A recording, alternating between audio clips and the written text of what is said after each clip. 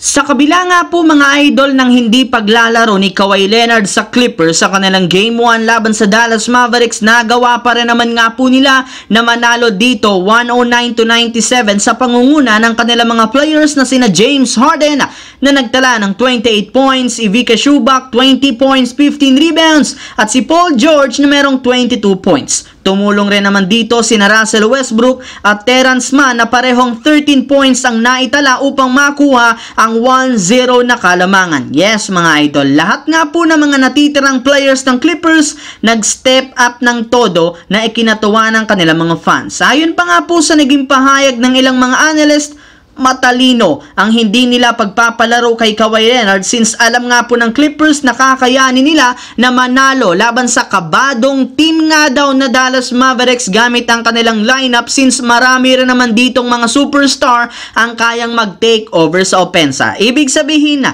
lamang niyan hindi nga muna nila kailangan pang madaliin ang recovery ni Kawhi Leonard gayong hanggat nananalo sila ngayon maaari pa nga po niyang sulitin ang kanyang pagpapahinga. Samantala, pagkatapos nga po mga idol na talunin ng Minnesota Timberwolves ang Phoenix Suns kahapon sa kanilang Game 1, napatunayan nga po nila kung gaano kadominante ang kanilang front court, especially ang kanilang 3 towers na kinabibilangan ni Karl Anthony Towns, Rudy Gobert at si Naz Reid. Gaya nga po ng sinabi ko sa inyo, masyado nga po nilang na-out-rebounded dito ang buong Phoenix Suns na siyang rason bakit nakakuha sila ng napakaraming second chance point. Kay Rudy Gobert pa lang, 16 rebounds na, dehado talaga agad sa kanya ang Suns. Bukod dyan, hindi rin naman pinapayagan ng Wolves ang mga players ng Suns na makakuha ng easy basket. Sa katunayan, napipuwersa pa nga po nila ito na tumira na lamang sa mid-range at 3-point line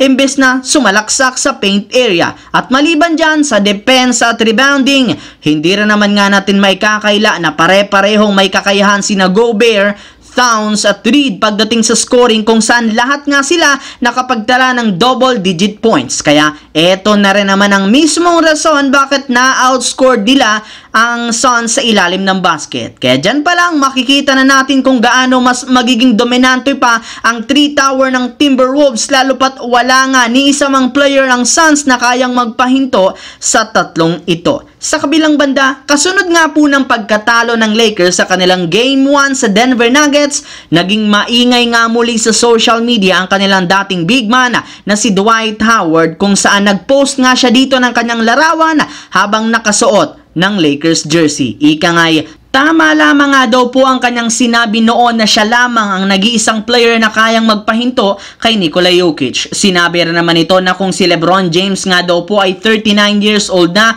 siya nga daw ay 38 years old lamang at nasa condition pa. Yes mga idol, alam nga po niya na maraming mga fans at analysts ang nagdududa sa kanyang kalagayan at kalusugan, ngunit pinapangako nga po niya na nasa shape pa rin ang kanyang katawan at ready pa rin siya na maglaro sa liga. Yes mga idol, tama nga ang inyong narinig.